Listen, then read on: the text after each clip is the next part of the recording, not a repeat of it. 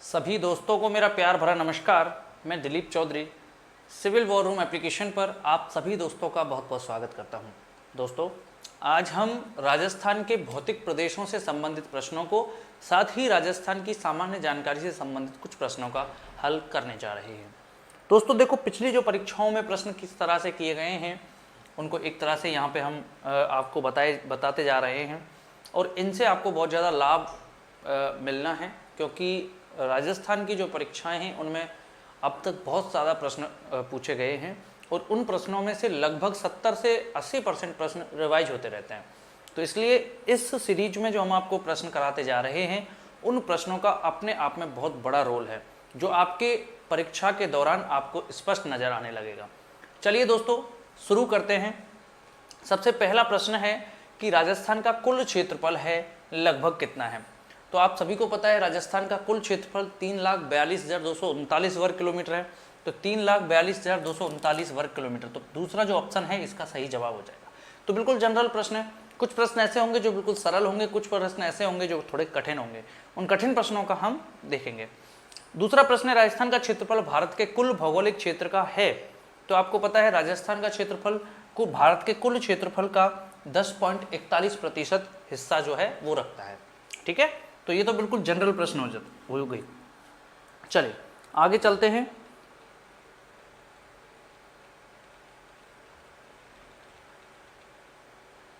तीसरा प्रश्न है कि जिस जिले से 70 डिग्री पूर्वी देशांतर रेखा गुजरती है वह कौन सा है। तो आपको पता है राजस्थान जो है हमारा इस तरह से है,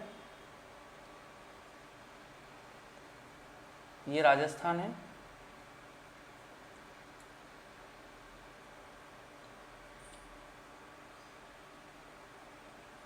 ये हमारा राजस्थान है। और इसका जो पश्चिमी बिंदु है ये कहाँ से शुरू होता है, 69 डिग्री 30 मिनट से। तो 69 के बाद क्या आएगा, 70।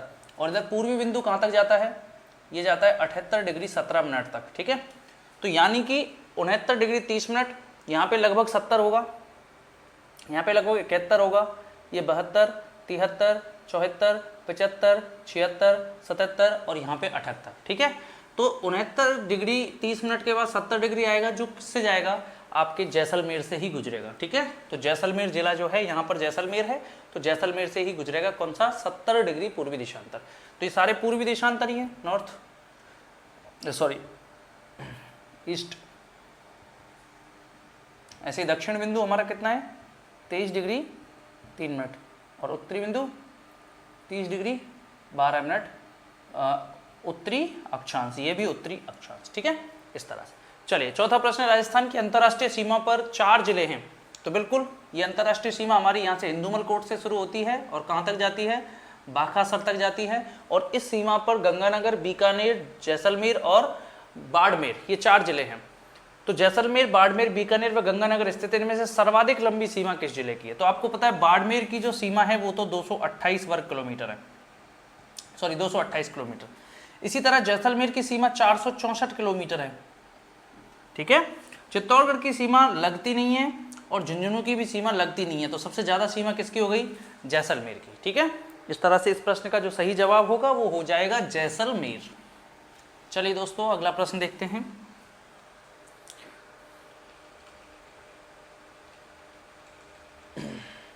अगला प्रश्न है, राजस्थान राज्य की सर्वाधिक लंबी सीमा किस राज्य के साथ है।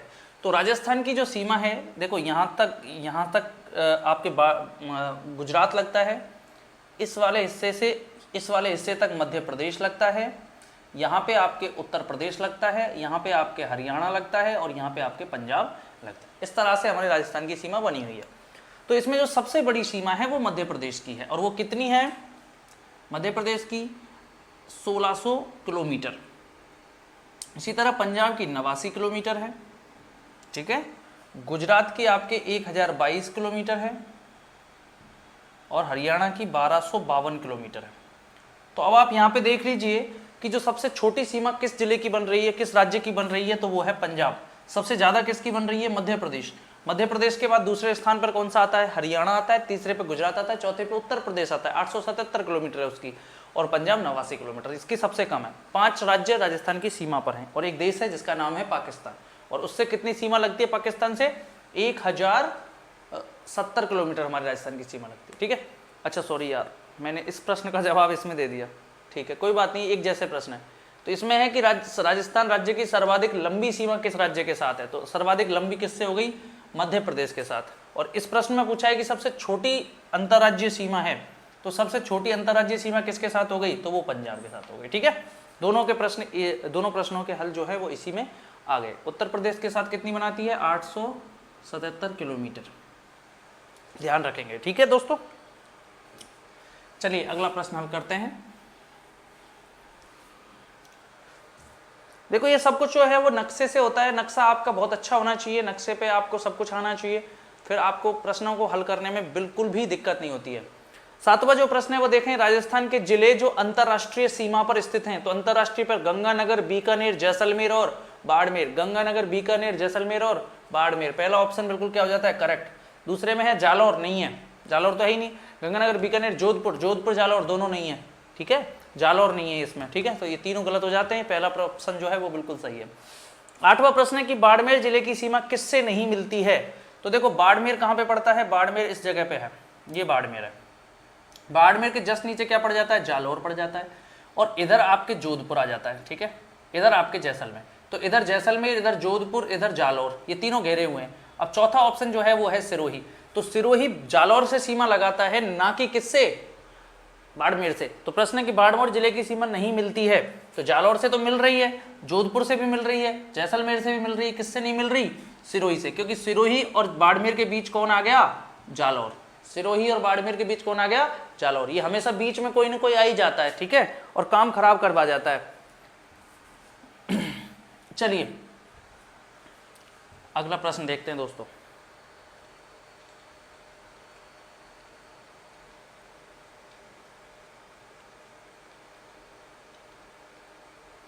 नवा प्रश्न है कि निम्नलिखित में से वह कौन सा जिला है जो राजस्थान के किसी भी राज्य व अन्य देश के साथ सीमा नहीं बनाता?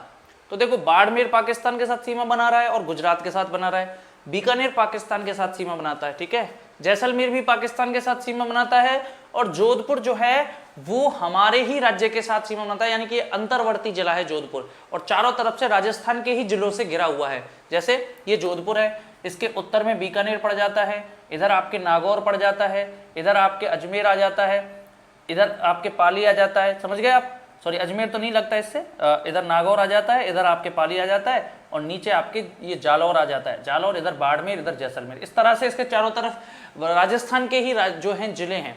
ठीक है, तो ये किसी भी ना तो राज्य के साथ सीमा बनाता है ना किसी देश के साथ बनाता है, तो वो कौन सा ऑप्शन हो जाता है? जोधपुर। ऐसे राजस्थान के 8 जिले हैं दोस्तों, 8 जिले ऐसे हैं जो अंतर्वर्ती हैं। अंतर्वर्ती, अंतर्वर्ती का मतलब है वो किसी भी जिले के साथ सीमा नहीं बनाते, जिनमें प्रमुख नाम आता है दौसा का, अजमेर,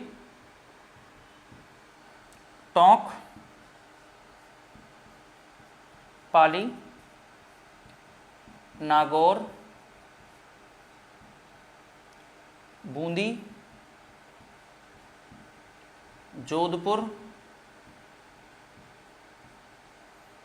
कितने हो गए? 1 2 3 4 5 6 7, और एक कौन सा रह जाता है हमारा? एक हमारा आ जाता है राजसमंद। ये 8 ऐसे जिले हैं जो किसी भी राज्य के साथ सीमा नहीं लगाते, ये अपने अपने जिलों के साथ ही लगाते हैं राजस्थान के। ठीक है, अगला प्रश्न है कि निम्न में से किस जिले की सीमा गुजरात से स्पर्श नहीं करती है? तो वो है प्रतापगढ़। तो प्रतापगढ़ दोस्तों देखो यहाँ पर है। ठीक है, तो प्रतापगढ़ मध्य प्रदेश से बनाता है, ना कि गुजरात से, तो पहला उत्तर इसका यही होना चाहिए। दूसरा ऑप्शन है जालौर, तो जालौर तो इधर गुजरात से बना ही रहा है। ठीक है, तीसरा है बाड़मेर, तो बाड़मेर की सबसे छोटी सीमा लगती है, मात्र 16 किलोमीटर की सीमा है बाड़मेर की। किसी भी राज्य के साथ लगने वाली न्यूनतम अंतरराज्यीय सीमा किस जिले की है? बाड़मेर की। कितने किलोमीटर? मात्र 16 किलोमीटर की सीमा लगा रहा है। ठीक है, अच्छा इसी तरह डूंगरपुर, तो डूंगरपुर आपके यहाँ पे आ जाता है, यहाँ पे, तो डूंगरपुर जो है ये किससे बना रहा है? बाड़मेर से बना रहा है, सॉरी गुजरात से बना रहा है। तो गुजरात से केवल कौन सा नहीं बना रहा? प्रतापगढ़। ये प्रतापगढ़ नहीं बना रहा, तो इसका सही जवाब क्या हो जाएगा? प्रतापगढ़। ठीक है, 11वां प्रश्न देखें, कर्क रेखा राजस्थान के किन जिलों से गुजरती है? तो देखो 23 डिग्री 3 मिनट हमारा राजस्थान का सबसे दक्षिणी बिंदु है। इसी तरह जो कर्क रेखा जब गुजरती है वो 23 डिग्री 30 मिनट से गुजरती है, 23 डिग्री 30 मिनट से। तो 23 डिग्री 30 मिनट की जो रेखा है ये बांसवाड़ा को तो कुछ हिस्सा नीचे भी रह जाता है बांसवाड़ा का तो, लेकिन डूंगरपुर के निचले हिस्से को स्पर्श करते हुए गुजरती है, चीखली गांव से गुजरती है। ठीक है, तो ये जो कर्क रेखा है ये राजस्थान के 2 जिलों से गुजरती है, एक तो है आपके बांसवाड़ा और दूसरा है डूंगरपुर। बारां और झालावाड़ ये ऊपर रह जाते हैं, ध्यान रखना दोस्तों, ये ऊपर हैं इसके। ठीक है, ये लगभग 24 डिग्री के आसपास आते हैं, 24-25 डिग्री के आसपास। इधर बाड़मेर व चूरू ये भी नहीं आएगा और बूंदी व भीलवाड़ा ये भी नहीं आएगा। तो इसमें तीसरा जो ऑप्शन है ये बिल्कुल सही उत्तर है इस प्रश्न का। चलिए अगला प्रश्न देखते हैं।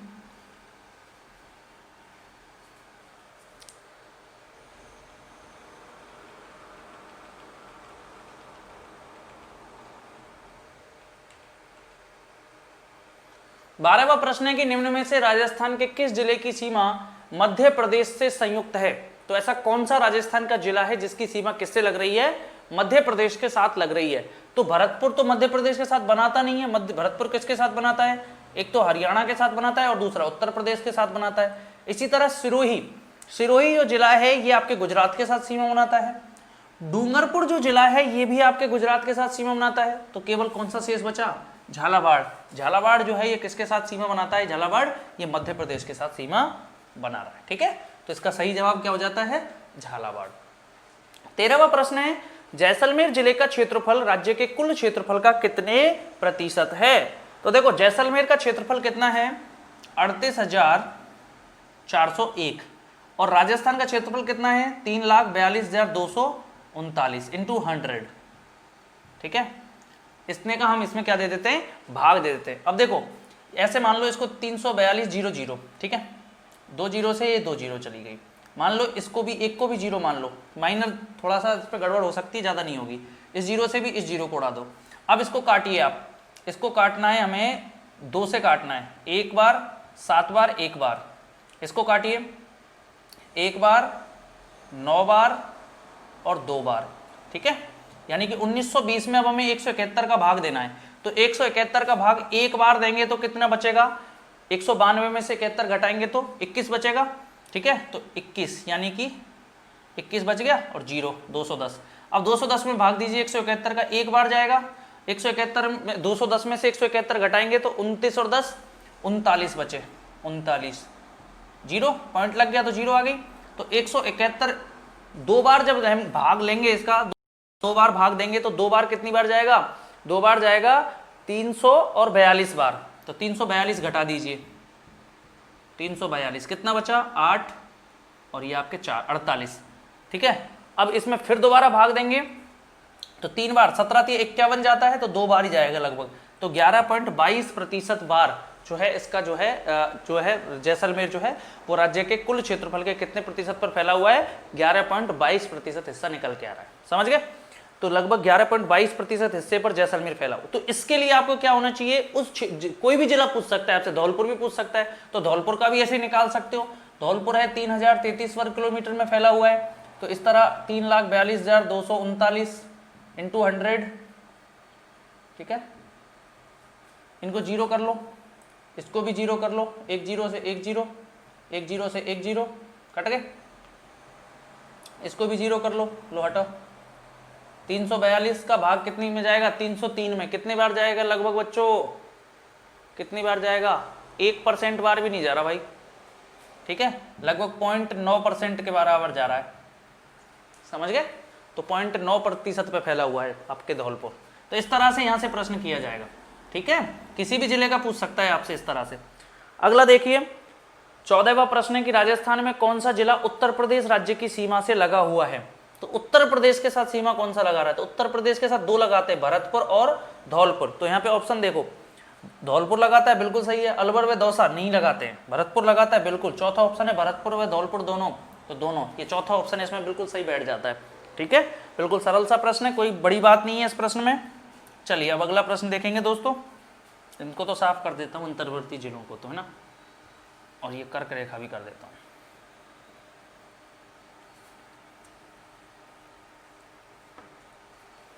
चलिए अगले प्रश्न को देखते हैं।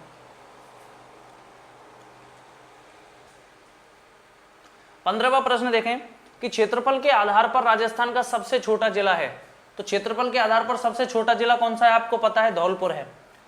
धौलपुर है 3033 वर्ग किलोमीटर है इसका क्षेत्रफल। ठीक है, इससे पहले कौन सा हुआ करता था, दौसा। लेकिन दौसा में क्या हुआ, कुछ 1997 में दौसा में महुआ क्षेत्र जो था वो सवाई माधोपुर से किस में दे दिया, दौसा में दे दिया। इसके बाद ये जो है वो बड़ा हो गया, अब धौलपुर सबसे छोटा है। 16वां ऑप्शन प्रश्न है कि राजस्थान के जिस जिले से अधिकतम जिलों की सीमाएं स्पर्श करती हैं वह कौन सा है। तो याद रखना, राजस्थान का एक जिला ऐसा है जिसका नाम है पाली, इससे 8 जिलों की सीमाएं स्पर्श करती हैं, 8 जिले स्पर्श करते हैं।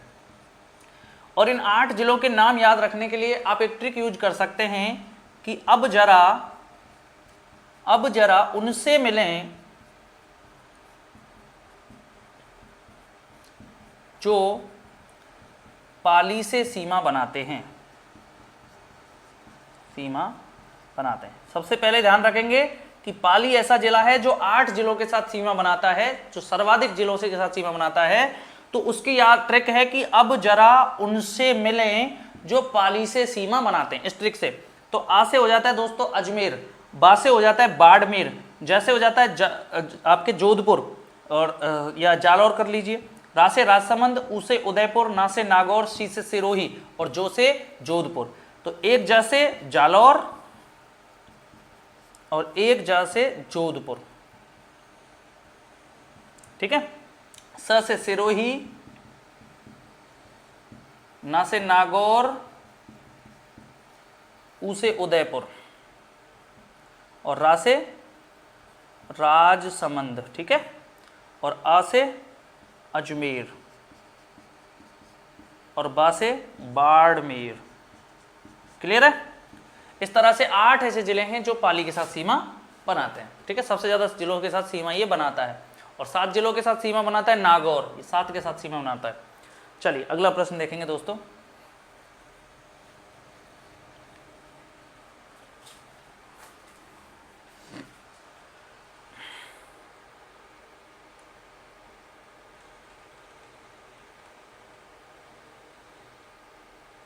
देखो अगला प्रश्न है, राजस्थान के निम्न जिलों को पूरब से पश्चिम की ओर क्रम से व्यवस्थित करें। यानी कि ऐसा कौन सा जिला है जो पूरब में और ऐसा कौन सा है जो पश्चिम में, इस तरह से व्यवस्थित करना है। तो ये रहा राजस्थान का नक्शा। इस नक्शे का हमें ज्ञान होगा तो हमें कोई दिक्कत ही नहीं आएगी इनको व्यवस्थित करने में। देखो किस तरह से करेंगे, अभी बता देता हूँ। सबसे पहला है बूंदी। तो आपको पता है बूंदी कहाँ आता है, बूंदी आपके यहाँ पे आता है, यहाँ पे, ठीक है। बूंदी इस तरह से आता है। दूसरा है अजमेर, तो अजमेर आपके यहाँ पे आता है, ठीक है। इसके इधर भीलवाड़ा आता है। तीसरा है उदयपुर, तो उदयपुर आपके यहाँ पे फैला हुआ है, उदयपुर ये रहा। और चौथा है नागौर, तो नागौर जो है ये आपके यहाँ तक इस तरह से फैला हुआ है, ठीक है। ये नागौर है। तो अब इनमें सबसे पूरब की ओर देखो, रुको इसको अजमेर को और बता देता हूँ ढंग से।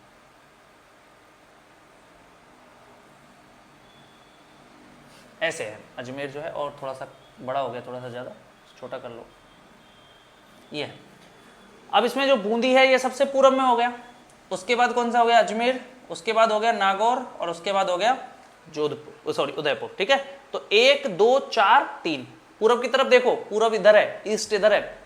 तो ये 2 4 और 3, 1 2 4 3, 1 3 2 4 नहीं है, 1 2 4 3 बिल्कुल सही है, ठीक है।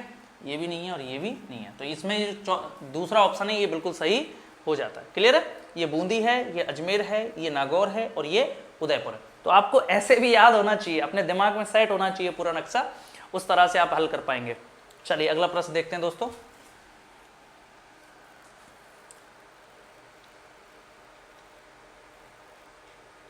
अगला है, राजस्थान के उन जिलों के नाम बताइए जिनकी सीमा भारत के किसी भी राज्य व अन्य देश से नहीं लगती। यानी कि वही प्रश्न आ गया अंतर्वर्ती जिलों वाला। अंतर्वर्ती जिले पूछ रहा है कि ऐसे कौन से जिले हैं जो अंतर्वर्ती हैं, यानी कि किसी भी राज्य के साथ या किसी भी देश के साथ सीमा नहीं बनाते हैं, वो जिले कौन कौन से हैं। तो पहला है जयपुर। तो देखो जयपुर तो हरियाणा के साथ सीमा बनाता है, इसलिए इसका तो ये तो ऑप्शन ही कट हो गया, ठीक है। इधर आपके जैसलमेर पाकिस्तान के साथ सीमा बना रहा है, ठीक है। भरतपुर किसके साथ बना रहा है, भरतपुर आपके उत्तर प्रदेश और हरियाणा के साथ बना रहा है। इस तरफ फिर बाकी तो ये अंतर्वर्ती हैं। दूसरा ऑप्शन देखो, जोधपुर सही है, पाली सही है, दौसा भी सही है, नागौर भी सही है, टोंक, बूंदी, राजसमंद और अजमेर, ये वाला ऑप्शन बिल्कुल सही है। तीसरा देखो उदयपुर, तो उदयपुर तो आपको पता है डूंगरपुर के साथ, सॉरी गुजरात के साथ सीमा बनाता है। इधर ये गंगानगर पंजाब और पाकिस्तान दोनों के साथ सीमा बनाता है, और ये जो आपकी बीकानेर है ये पाकिस्तान के साथ सीमा बनाता है। ठीक है, तो ये भी ऑप्शन गलत हो जाएगा, ये तो गलत है ही। तीसरा है सीकर, तो सीकर भी हरियाणा के साथ सीमा बनाता है। झुंझुनू हरियाणा के साथ सीमा बनाता है। पाली, दौसा, डूंगरपुर जो है ये आपके गुजरात के साथ सीमा बनाता है दोस्तों। ठीक है, तो ये भी आपके क्या हो जाता है, गलत हो जाता है। केवल एक ऑप्शन है दूसरा वाला, ये बिल्कुल सही है। ये 8 अंतर्वर्ती जिले हैं। चलिए अगला प्रश्न देखेंगे।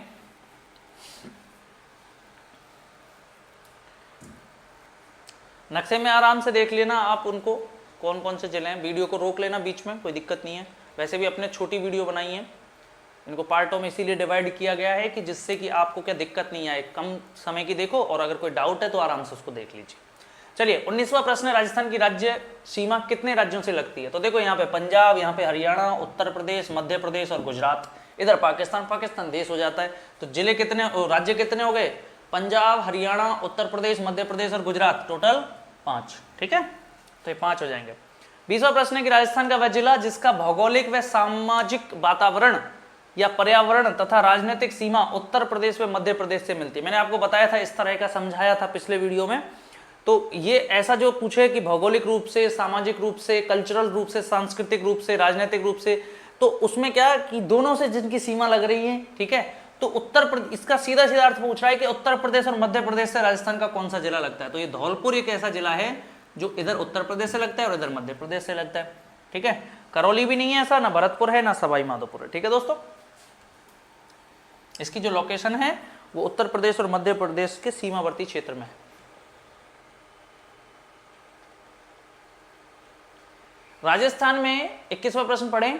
राजस्थान में नवगठित 33वें जिले प्रतापगढ़ का गठन किन किन जिलों के क्षेत्रों को मिलाकर किया गया? तो मैं ये बता चुका हूं वैसे आपको, और एक बार बता देता हूं कि जो प्रतापगढ़ का जब गठन किया गया था, तो प्रतापगढ़ पहले 1952 तक एक जिला था राजस्थान का, लेकिन 1952 में इसे चित्तौड़गढ़ में शामिल कर दिया था। बाद में 2008 में इसको जिला बनाया था 26 जनवरी को, और जब जिला बनाया गया तो इसका जो क्षेत्र था, इसके क्षेत्र को कैसे कैसे लिया गया? तो एक तो थी इसकी अरनोद तहसील, ठीक है, अरनोद, और आपके छोटी सादड़ी और प्रतापगढ़, ये 3 तहसीलें तो ऐसी थी जिनको चित्तौड़गढ़ से लिया गया था। तीनों कहां से ली गई थी? चित्तौड़गढ़ से। एक थी धरियावद, धरियावद कहां से ली गई थी? उदयपुर से। और एक थी आपके पीपलखूंट, ये जो पीपलखूंट तहसील है ये कहां से ली गई थी? बांसवाड़ा से। तो चित्तौड़गढ़, उदयपुर और बांसवाड़ा, ये 3 ऐसे जिले हैं जहां से इसको बनाया गया था। तो देखो चित्तौड़गढ़, उदयपुर, बांसवाड़ा, तो इसमें क्या दे रखा है? डूंगरपुर भी दे रखा है। तो डूंगरपुर तो है ही नहीं इसमें। बांसवाड़ा, उदयपुर, चित्तौड़गढ़ ये बिल्कुल सही है। चित्तौड़गढ़, डूंगरपुर, देखो इसमें डूंगरपुर गलत दे दिया, इसमें भी डूंगरपुर गलत दे दिया। तो दूसरा ऑप्शन जो है इसमें बिल्कुल क्या बैठ जाता है? सटीक है। ठीक है दोस्तों, चलिए अगला प्रश्न देखेंगे।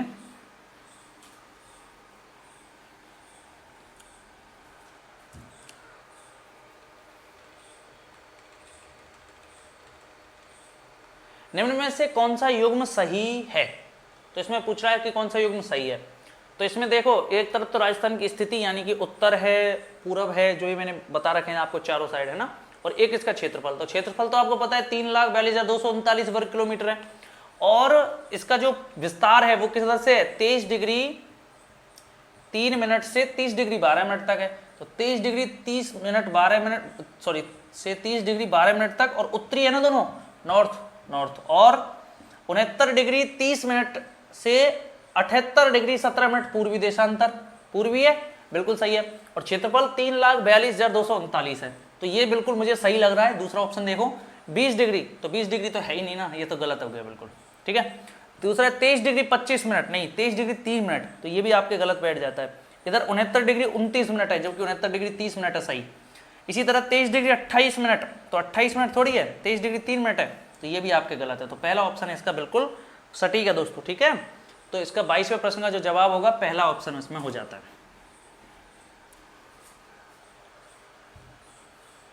चलिए अगला प्रश्न देखते हैं।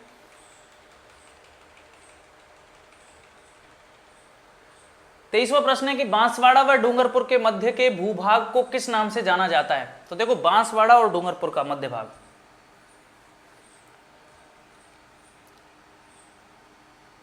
ये जो बांसवाड़ा है ये तो आपके बांसवाड़ा है, और ये आपके है डूंगरपुर। इनका जो मध्य भाग है इसे किस नाम से जाना जाता है? मेवल कहते हैं इसे, मेवल, ठीक है, ध्यान रखना। कांठल कौन सा है? कांठल प्रतापगढ़ का ये हिस्सा है, कांठल प्रतापगढ़ के हिस्से को कांठल कहते हैं। गिरवा उदयपुर का हिस्सा है, ये उदयपुर जो है इसका हिस्सा है गिरवा।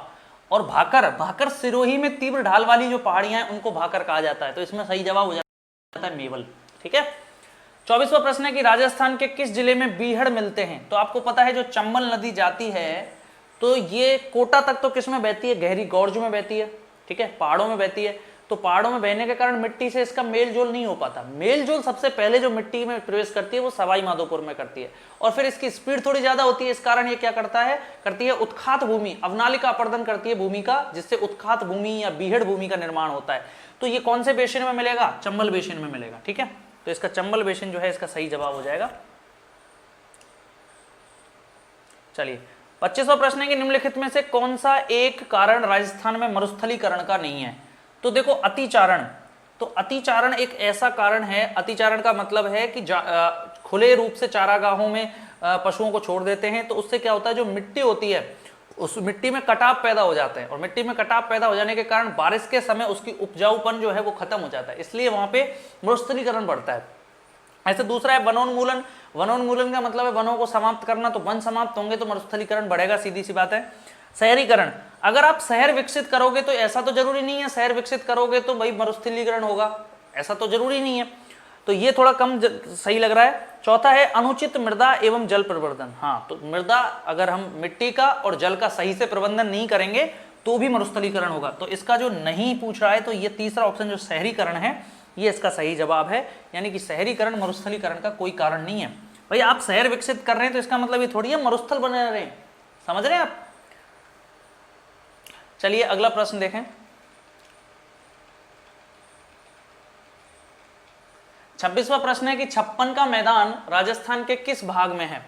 तो आपको पता है छप्पन का मैदान जो ये डूंगरपुर बांसवाड़ा का जो ये क्षेत्र है और प्रतापगढ़ का, जिसमें माही नदी निकल के जाती है, यहाँ से ये माही नदी इस तरह से आती है और इस तरह से चली जाती है, तो माही नदी जिस क्षेत्र से जाती है वहां पर जो मैदान है वहां पे 56 नदी नाले उसमें मिलते हैं, तो उस क्षेत्र को किस नाम से जानते हैं? छप्पन का मैदान। तो ये कौन से हिस्से में? राजस्थान के दक्षिणी हिस्से में। तो राजस्थान का जो दक्षिणी भाग है उसे किस नाम से जाना जाता है? छप्पन का मैदान। छप्पन बेसिन किस जिले में है? तो छप्पन बेसिन किस में है? डूंगरपुर और बांसवाड़ा में है, तो आपका ये जवाब हो जाएगा बांसवाड़ा। अलवर में नहीं है, ना पाली में है, ना टोंक में। 28वां प्रश्न है कि छप्पन का मैदान राजस्थान के निम्नलिखित किन जिलों में विस्तृत है? तो कोटा बारा नहीं, जालौर पाली बिल्कुल नहीं, जैसलमेर बाड़मेर नहीं, बांसवाड़ा डूंगरपुर बिल्कुल सही, ठीक है। तो 3 प्रश्न देखो यहाँ से छप्पन के मैदान से आपके आ चुके हैं। एक छप्पन की पहाड़ियां हैं, वो कहां पर हैं? मैंने आपको बताई थी, छप्पन की पहाड़ियां ये आपके सिवाना में पड़ती हैं, बाड़मेर में पड़ती हैं छप्पन की पहाड़ियां, सिवाना के आसपास। अब देखो अगला प्रश्न है 29वां की संरचनात्मक दृष्टि से राजस्थान के भौतिक स्वरूप भारत के निम्नलिखित में से किन उच्चावच प्रदेशों का हिस्सा हैं? चलिए देखो, इसका मतलब है कि जो राजस्थान के जो प्रदेश हैं वो भारत के किन प्रदेशों के साथ अपनी साम्यता रखते हैं? तो देखो ये भारत है,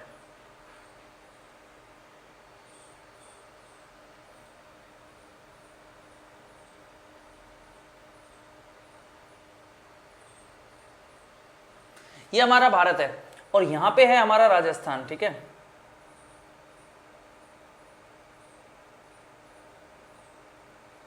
ये हमारा राजस्थान है यहाँ पे, ठीक है।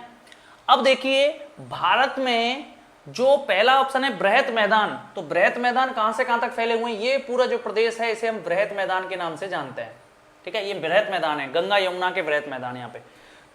ऊपर आपके अरावली आ जाती है, सॉरी हिमालय आ जाता है, हिमालय पर्वतीय प्रदेश। इसके नीचे ये आपके प्रायद्वीपीय क्षेत्र हो गए, ये आपके प्रायद्वीप हो गए, प्रायद्वीपीय क्षेत्र। ये आपके पश्चिमी घाट पर्वतमाला हो गई, ये पूर्वी घाट पर्वतमाला हो गई, और बीच में जो है ये है प्रायद्वीपीय पठार। ये प्रायद्वीपीय क्या हो जाता है? पठार। तो ये प्रायद्वीपीय पठार और ये आपके मैदान। तो हमारे राजस्थान का जो दक्षिणी हिस्सा है, दक्षिणी हिस्सा और आपके अरावली पर्वत, ठीक है, ये किसका हिस्सा है? प्रायद्वीपीय पठार का। प्रायद्वीपीय पठार से ही इनकी उत्पत्ति हुई है। और मैदान जो उत्तरी मैदान है या उत्तरी बृहत मैदान है उसका हिस्सा हमारा पूर्वी हिस्सा हो जाता है, ठीक है। और जो हमारा रेगिस्तान है उसे भी एक प्रकार का मैदान ही माना जाता है, ठीक है। तो उत्तरी बृहत मैदान और प्रायद्वीपीय पठार ये दो तो फैले हुए ही हैं, बिल्कुल सही है। दूसरा है उत्तरी पर्वतीय प्रदेश, तो हमारी राजस्थान में हिमालय का कोई क्षेत्र नहीं है। उत्तरी पर्वतीय प्रदेश का मतलब है हिमालय, तो हिमालय का राजस्थान में कोई क्षेत्र है क्या? नहीं, ठीक है, क्योंकि आपको पता है कि जो अरावली है वो गोंडवाना लैंड का हिस्सा है, यानी कि प्रायद्वीपीय पठार का हिस्सा है, तो वो तो आपके वो तो है ही नहीं यहाँ पे, तो ये तो नहीं है। तटीय मैदान, तो हमारे यहाँ पे कहीं भी समुद्र नहीं लग रहा, इसलिए तटीय मैदान भी नहीं है। चौथा है प्रायद्वीपीय पठार और उत्तर पर्वतीय प्रदेश, तो प्रायद्वीपीय पठार तो है लेकिन उत्तरी पर्वतीय प्रदेश राजस्थान में फैला हुआ नहीं है, ठीक है। तो इसका जो पहला ऑप्शन है वो बिल्कुल सही जवाब है। समझ गए आप? राजस्थान भारत में कहां पर है? ये राजस्थान है, तो राजस्थान मैदान का हिस्सा है और प्रायद्वीपीय पठार यहां से लग रहा है, ठीक है। तीसरा प्रश्न है कि पश्चिमी मरुस्थल राजस्थान के लगभग कितने जिलों को घेरे हुए हैं, कितने क्षेत्र को घेरे हुए हैं? तो 61.11 पे ये 61.11%, यानी कि 60% से अधिक है, 30% से कम, 40%, 50%। तो पहला ऑप्शन इसमें बिल्कुल सही बैठ जाता है। 61.11% भूभाग पर फैला है रेगिस्तान। 12 जिले इसमें शामिल हैं। कितने जिले आते हैं? 12। और जो हमारे यहाँ पे फैला हुआ है थार का रेगिस्तान, वो कुल थार के रेगिस्तान के 75% के बराबर फैला हुआ है। राजस्थान में 75% हिस्सा है उसका। 31वां प्रश्न है कि अरावली श्रृंखला में नाग पहाड़ कहाँ स्थित है? तो अरावली श्रृंखला में नाग पहाड़ कहाँ है? देखो ये आपके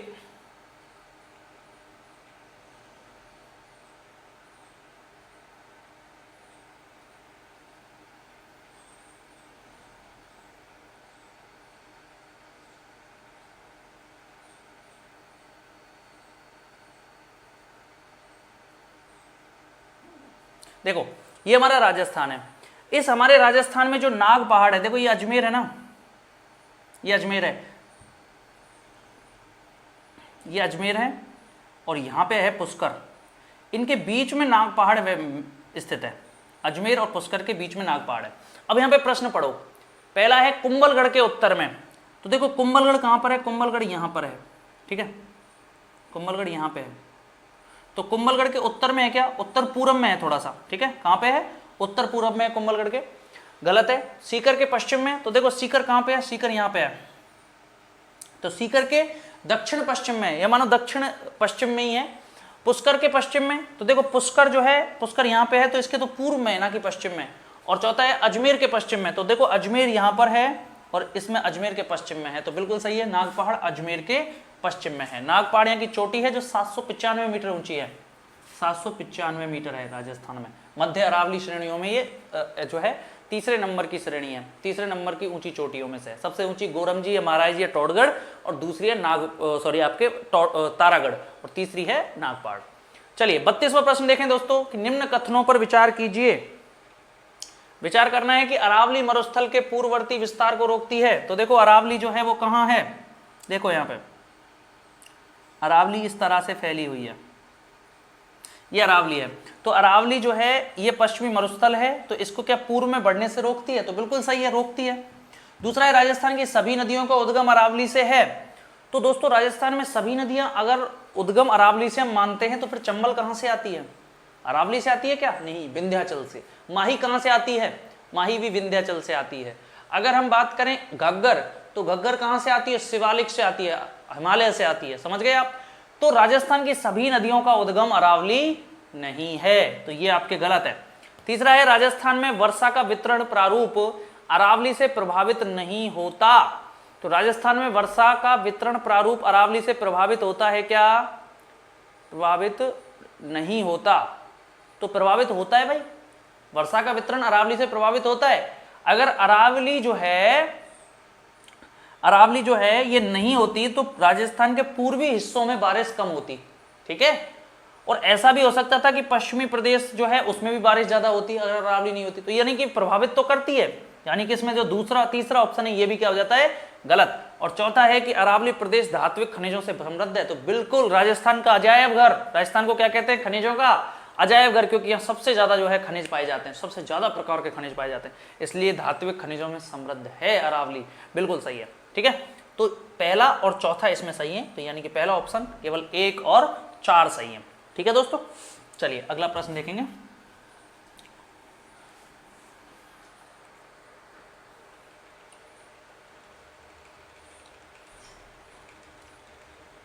देखें 33वां प्रश्न है कि शेखावाटी क्षेत्र में स्थानीय भाषा में कुएं को क्या कहते हैं?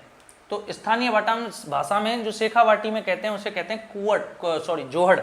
ठीक है, शेखावाटी में क्या बोलते हैं, कुओं को जोहड़ कहते हैं, ध्यान रखना। 34वां प्रश्न, राजस्थान में स्थित थार मरुस्थल में कौन सा बालू का स्तूप का प्रकार नहीं है? तो पैराबोलिक, परवलयाकार यहाँ पे मिलते हैं, सबसे ज्यादा मिलते हैं पैराबोलिक। तो तारा बालू का स्तूप ये आपके पोखरण के आसपास मिलते हैं। बरखान यानी कि अर्धचंद्राकार ये आपके चूरू रावतसर क्षेत्रों में मिलते हैं मुख्य रूप से। और घोराउड़ ये बालू का स्तूप राजस्थान में नहीं मिलता, यानी कि इसका सही जवाब हो जाएगा घोराउड़, ये राजस्थान में नहीं मिलता है। 35वां प्रश्न है, अरावली पर्वतमाला राज्य के कुल भूभाग का कितना क्षेत्र है? तो 9.3% भूभाग पे है ये। तो पहला ऑप्शन है 7.1, तो नहीं। दूसरा है 7.4, बिल्कुल नहीं। तीसरा है 9.1, लगभग है। और चौथा है 13.2, तो 13.2 पे भी नहीं है। तो 9.1 यानी वैसे वास्तविकता जो है वो तो 9.3% पे फैली है, तो 9.1 लगभग इसके है, तो हमें इसी को जवाब दे देना है यहाँ पे। ठीक है, अरावली पर्वतमाला 9.3 पे है और आपके लगभग 7% क्षेत्र पे कौन सा फैला हुआ है? 6.94% या आपके 7% वो आपके पूर्वी पठार है, दक्षिण पूर्वी पठार। और पूर्वी मैदानी प्रदेश 23.03% पर है। और 61.11% भूभाग पर क्या है? पश्चिमी रेगिस्तानी प्रदेश। ठीक है, ध्यान रखेंगे। चलिए अगला प्रश्न देखेंगे, 36वां प्रश्न आएगा। 35 प्रश्नों को हमें सॉल्व कर चुके हैं। 36वां प्रश्न है कि हाड़ौती के पठार में राजस्थान का कौन सा क्षेत्र सम्मिलित किया जाता है? तो हाड़ौती के पठार में कौन सा क्षेत्र शामिल होता है राजस्थान का? ये हाड़ौती का पठार है, तो यानी कि दक्षिण और पूरब। तो दक्षिण पूर्वी प्रदेश जो है भाई, देखो ये तो हो गया उत्तर, ये हो गया दक्षिण, ये हो गया पूरब और ये हो गया पश्चिम। तो देखो यहां से ये सेंटर है हमारे राजस्थान का, तो सेंटर से देखो दक्षिण पूरब, दक्षिण पूरब, समझ गए? तो आपके दक्षिण पूर्वी हो जाए। 37वां प्रश्न है कि राजस्थान में विंध्यन कगार क्षेत्र किस प्रकार की चट्टानों से निर्मित है? देखो विंध्यन कगार और दक्कन कगार, हाड़ौती का जो पठार है उसके यहां तक इस प्रदेश में जो लग रहा है इसे बोलते हैं विंध्यन कगार। विंध्याचल पर्वत लगता है ना यहाँ पे, विंध्यन कगार। और इसके जो ये चित्तौड़गढ़ तक का जो क्षेत्र है इसे बोलते हैं दक्कन कगार। ये दक्कन कगार है, ये विंध्यन कगार। तो ये जो विंध्यन कगार है इसमें तो जो पत्थर मिलता है, इसमें जो पत्थर मिलता है उसका नाम है बालू का पत्थर, बालू का। और यहां पे जो पत्थर मिलता है दक्कन कगार में उसका नाम है सलेटी पत्थर। कैसा? सलेटी पत्थर, जिनमें से कोटा स्टोन भी एक प्रकार है। कोटा स्टोन किसका प्रकार है? दक्कन कगार का, ना कि विंध्यन का। विंध्यन कगार बालू का पत्थर है। ठीक है, तो ये थोड़ा सा कैसा होता है? नमी वाला होता है, कमजोर होता है। तो विंध्यन कगार किस प्रकार चट्टानों से निर्मित है? ग्रेनाइट नहीं, ग्रेनाइट तो कहां पे मिलती है? जालौर में। ठीक है, क्वार्टजाइट, बेसाल्ट सब नहीं, बालू का पत्थर। 38वां प्रश्न है कि गोडवाड़ प्रदेश राजस्थान के किस बृहत भू आकृतिक विभाग का भाग है? तो गोडवाड़ क्षेत्र किसको बोलते हैं? पाली बाड़मेर का क्षेत्र जो है वो गोडवाड़ के नाम से जाना जाता है। और पाली बाड़मेर क्षेत्र किसका हिस्सा है? पूर्वी मैदानी प्रदेश का है क्या? नहीं, पश्चिमी शुष्क प्रदेश का है। किसका है? पश्चिमी शुष्क प्रदेश का। लूनी बेसिन में ना गोडवाड़, हाड़ौती के पठार का भी नहीं है और घग्गर प्रदेश का भी नहीं है, समझ गए? तो इसका जो सही जवाब होगा वो नंबर 2 हो जाएगा। पश्चिमी शुष्क प्रदेश का हिस्सा है गोडवाड़। कहाँ मिलता है गोडवाड़? पाली और बाड़मेर क्षेत्र को किस नाम से जानते हैं? गोडवाड़ प्रदेश के नाम से जानते हैं। चलिए अगला प्रश्न देखते हैं दोस्तों। 39वां प्रश्न है, राजस्थान के किस क्षेत्र में पीड़माट मैदान स्थित है? तो देखो पीड़माट का मैदान, जो बनास नदी बहती है, बनास नदी के उत्तर में ये पीड़माट का मैदान है। ठीक है, बनास नदी के उत्तर में, यानी कि ये पड़ता है लगभग देवगढ़ के आसपास। देवगढ़ कहां पे? राजसमंद, वहां पे पीड़माट का मैदान फैला हुआ है। और मैदान जो होते हैं वो आपके पता है पूर्वी मैदानी प्रदेश के हिस्से हैं। तो ये कहां पर है? तो पूर्वी मैदानी प्रदेश का हिस्सा है। ठीक है, तो दूसरा ऑप्शन इसमें सही हो जाएगा। 40वां प्रश्न देख लें, राज्य में डेक्कन ट्रैप के सेल समूह विद्यमान है। तो देखो डेक्कन ट्रैप मैंने आपको बताया था, दक्कन कगार भूमि को ही डेक्कन ट्रैप कहते हैं। डेक्कन ट्रैप किसको कहते हैं? दक्कन कगार भूमि को। और विंध्यन ट्रैप किसको कहते हैं? विंध्यन कगार भूमि को। तो दक्कन कगार भूमि में कौन सा आता है? मकराना का संगमरमर आता है कि नहीं? दक्कन कगार भूमि तो देखो यहां तक है, चित्तौड़गढ़ तक। कहां से कहां तक? आपके झालावाड़, कोटा और चित्तौड़गढ़, बूंदी, ये राज्य, ये क्षेत्र पड़ते हैं। तो मकराना संगमरमर नहीं है, कोटा स्टोन बिल्कुल सही है, सीकर पायराइट नहीं है और जालौर ग्रेनाइट भी नहीं है। तो कोटा स्टोन जो है वो किसका भाग है?